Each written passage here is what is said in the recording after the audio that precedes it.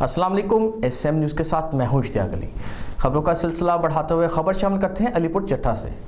अलीपुर चट्टा के इलाके में आज से 3-4 माह कबल काफ़ी तादाद में वारदातें और चोरी डकैती के वाक़यात हो रहे थे, जो नए आने वाले अफसरान में से इंस्पेक्टर खुर्शीद अहमद, मौजूदा SHO रियाज गोंदल और उनकी टीम जिसमें इरफान भट्ट, मुदस्सर वड़ाइच, अहमद नदीम और दीगर नौजवानों ने दिन रात मेहनत करके वारदातों पर कंट्रोल किया। इसी हवाले से मज़ीद तफसीलात जानते हैं अपने नुमाइंदे मियाँ मुमताज़ अहमद तज्जी से। जी मियाँ मुमताज़, क्या तफसीलात हैं आपके पास?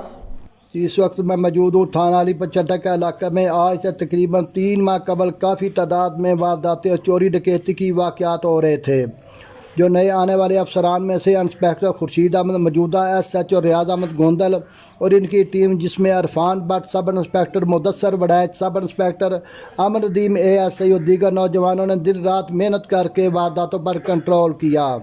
काजी कार्रवाई किए बजाय असल मुलजमान को गिरफ्तार किया, जिसमें मवेशी चोर गैंग और डकैत गैंग, मोटरसाइकिल चोर गैंग और स्ट्रीट क्राइम करने वाले डाकू गिरफ्तार किए और लोगों को इनका लूटा हुआ माल, मवेशी, मोटरसाइकिल, जेवरात वगैरह वापस दिलवाए।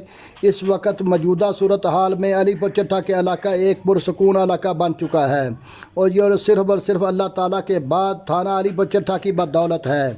अब लोग अपने आप को महफूज ख्याल करते हैं। थाना अलीपुर चट्टा के SHO रियाज अहमद गोंदल और मुहर्रत थाना अलीपुर चट्टा माजिद इमरान और इनकी पूरी टीम को अलीपुर चट्टा की अवाम अखराज तस्लीम पेश करती है। जी बहुत शुक्रिया मुमताज़ तफसीलात से आगाह करने के लिए। अब तक के लिए इतना ही। मज़ीद खबरों के लिए देखते रहिए SM न्यूज़।